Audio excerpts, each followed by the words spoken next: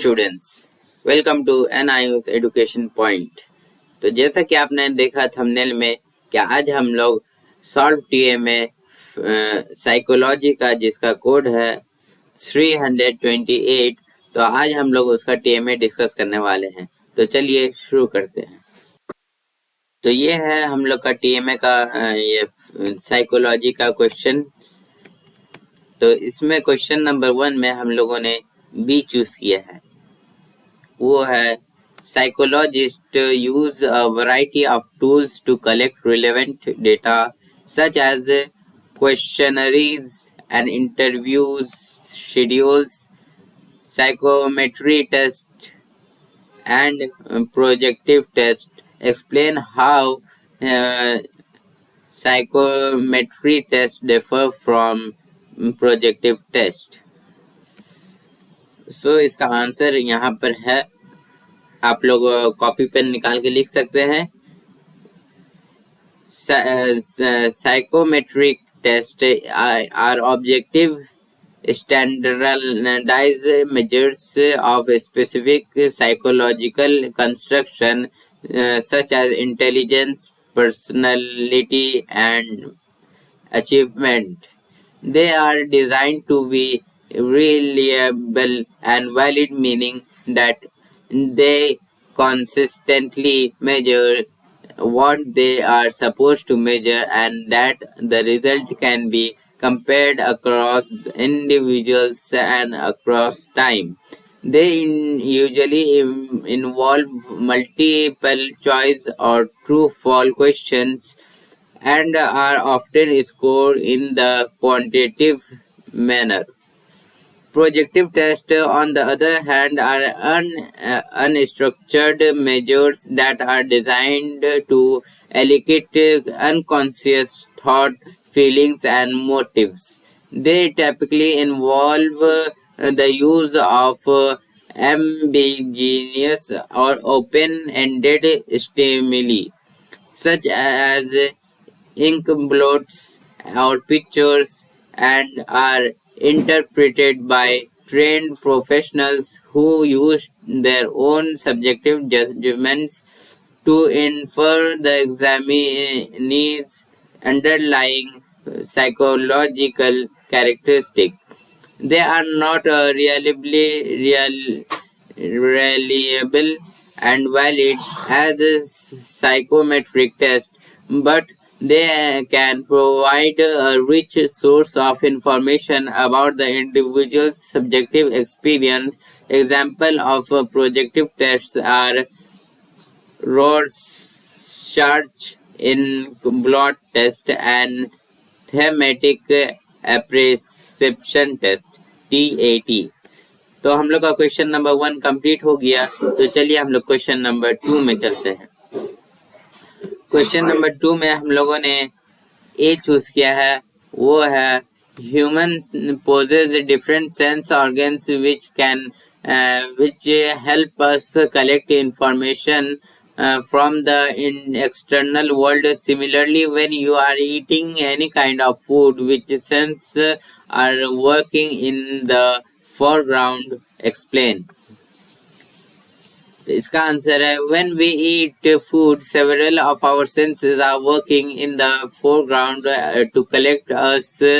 to help us collect information about the food we are consuming. The main senses that are involved in the eating process are taste, smell, touch, and sight. Taste is one of the most important senses when it comes to eating. The taste buds on our tongue and responsible for detecting the different flavors of the food we eat. They can distinguish between sweet, sour, salty, and bitter flavor. The taste buds also help us identify whether the food is fresh or spoiled.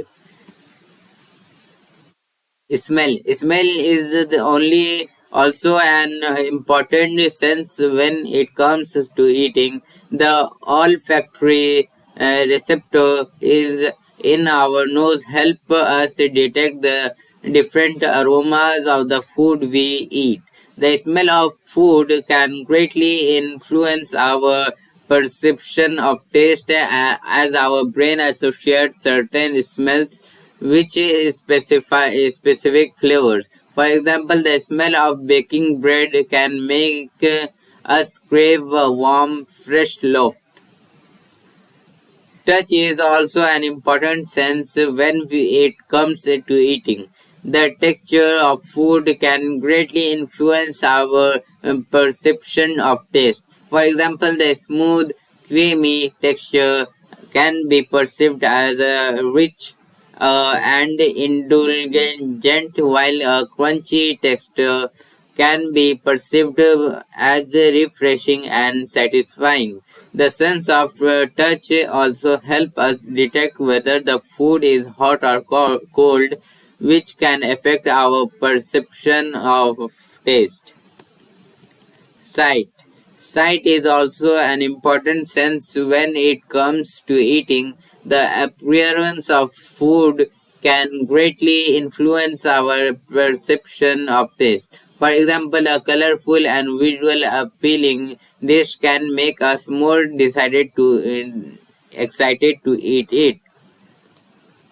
The sight of food can also influence our appetite as our brain associates certain colors with a specific flavors. For example, red foods are often associated with sweetness, while green foods are often associated with bitterness.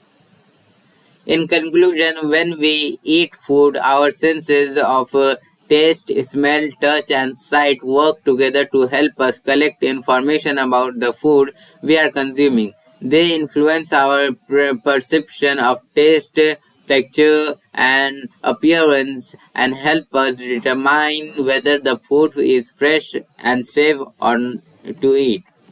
तो number हम लोग का 2 भी complete हो गया. अब 3 में चलते हैं. तो 3 में भी हम लोगों ने ए चूज किया है और क्वेश्चन है in your opinion can your language affect the thought process justify your answer with suitable examples.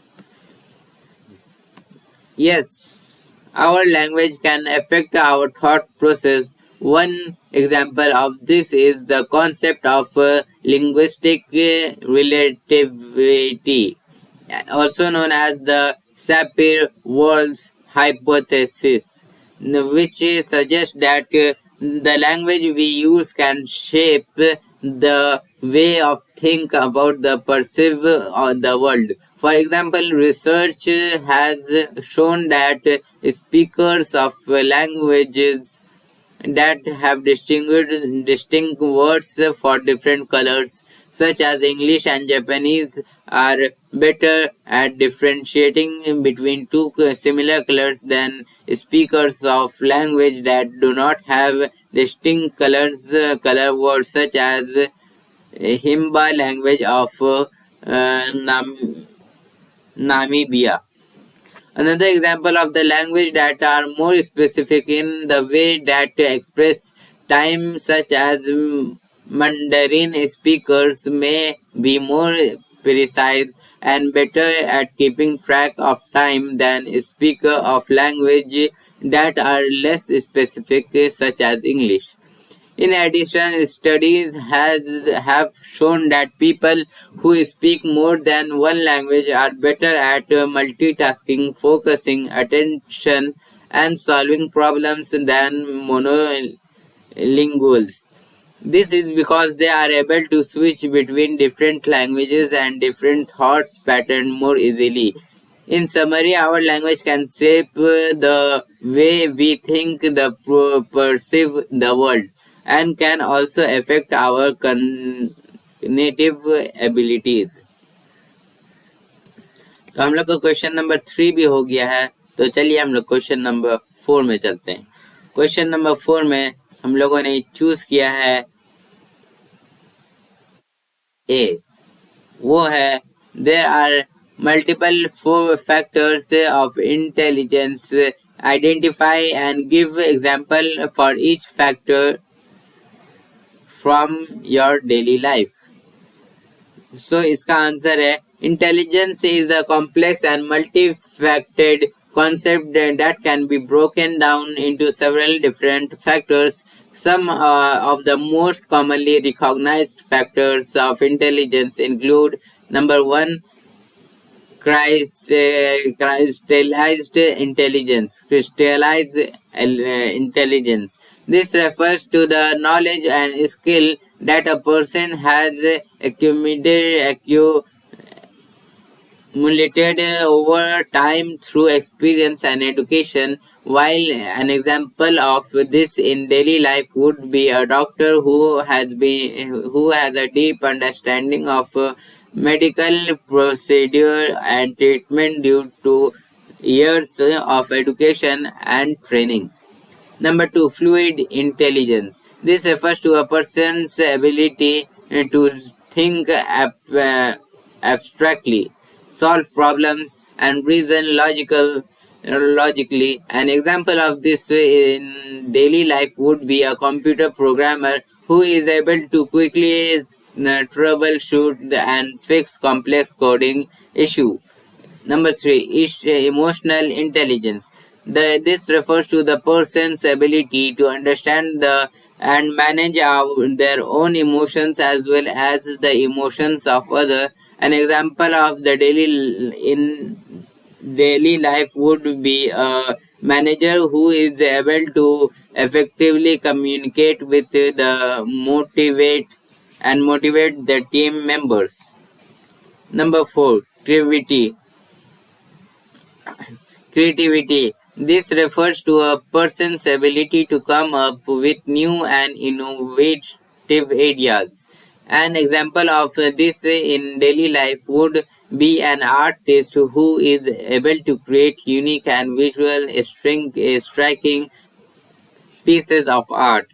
Number 5. Memory. This refers to a person's ability to retain and recall information. An example of this in daily life would be a student who is able to memorize large amount of information for a test.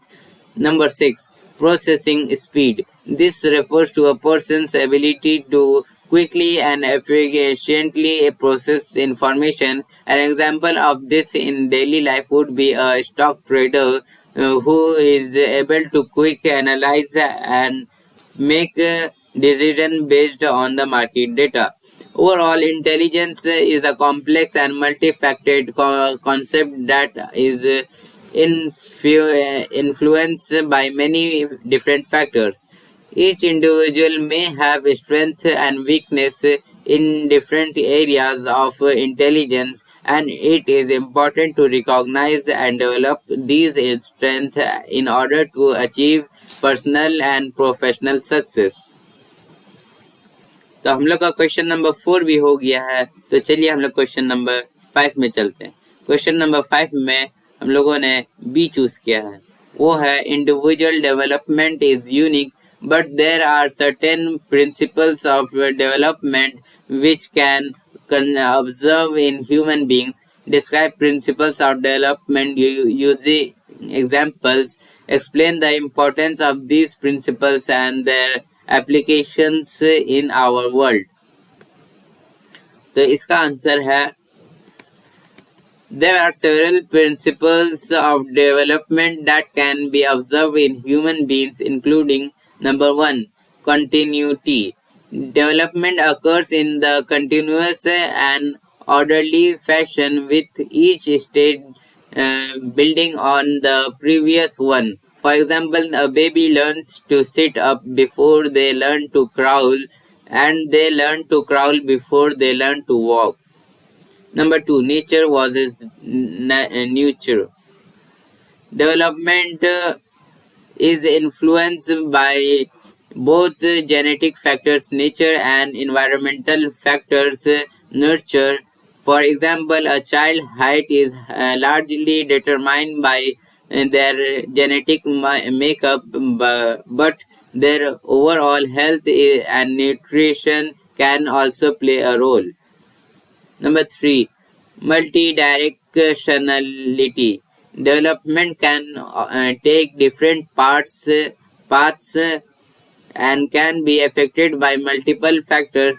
For example, a child may have a natural inclination towards music, but their development in that area can be influenced by the availability of music education and opportunities to play instrument. Number 4. Plasticity. The brain is highly adapted and can change in response to experience. For example, research has shown that learning a new skill or language can increase the number of connections between neurons in the brain. Number 5. Contextualism. Development occurs within a specific context and is influenced by the culture, family, and community in which a person lives. For example, a child growing up in a rural area in Africa will have a different experience and outcome than a child growing up in a large city in the United States.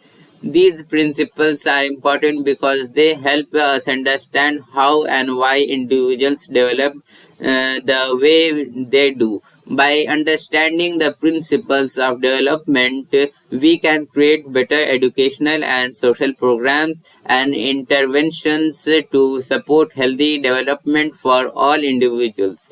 This could help us to address issues such as poverty, lack of education, and mental health issue, which can help have a significant impacts on a child's development. In practical terms, these principles can be applied in various fields such as education, healthcare, social work, and public policy. For example, in education, understanding the principles of development can inform curriculum design and teaching methods. In healthcare, the principles can be used better understand how to support healthy development and prevent or treat developmental disorders. In social work and public policy, the principle can be used to design programs and policies that support families and communities in providing the best possible environment for children to develop. तो हम लोग का question number 5 भी complete हो गया है। तो चलिए हम लोग क्वेश्चन नंबर 6 में चलते हैं। क्वेश्चन नंबर 6 में हम लोगों ने ए चूज किया है, वो है mental awareness programme is being organised in your village, town, city. You have to give a speech on health promoting behaviors in the program. Prepare a detailed speech on the given topic that people find it easy understand it or ununderstandable and apply in their daily life. तो इसका answer है, ladies and gentlemen, I am honored to be here today to speak here to you about the importance of health promoting behaviors. We all know that our health is one of the most valuable things we have in life. Yet it is often sometimes that we take it for granted. By understanding the implementing health promoting behaviors, we can improve our overall well-being and quality of life. First, let's define what we mean by health promoting behaviors. These are actions and choices that we make on a daily basis that have a positive impact on our physical, mental, and emotional health. Some example including eating a balanced diet, getting regular exercise, getting enough sleep, managing stress, and avoiding harmful substances such as tobacco and excessive alcohol consumption. One of the key health promoting behavior is eating a balanced diet. This means consuming a variety of fruits and vegetables, lean protein, whole grains, and healthy fats. A diet that is rich in nutrients will provide our body with the energy and nourishment and they need to function properly. Additionally, it can also help reduce the risk of chronic disease such as heart disease, diabetes, and cancer. Regular exercise is another important health promoting behavior. It not only helps keep our bodies in shape, but it also has numerous other benefits such as reducing stress, improving mood, and increasing cognitive function. Aim for at least 30 minutes of moderate intensity aerobic activities such as brisk walking, cycling, or swimming on most days of the week. Getting enough sleep is also critical for our overall well being. Lack of sleep can lead to a host of health problems, including fatigue, irritability, and an increased risk of chronic diseases. Aim for the at least 7 to 8 hours of sleep per night. Managing stress is also an important health promoting behaviors. Chronic stress can lead to the host of physical and mental health problems. So it is important to find healthy ways to cope. This can include activities such as yoga, meditation, or deep breathing exercises.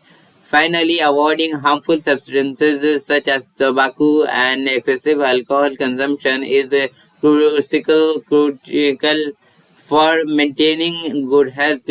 These substances can help a negative impact on our physical and mental health and increase the risk of chronic diseases.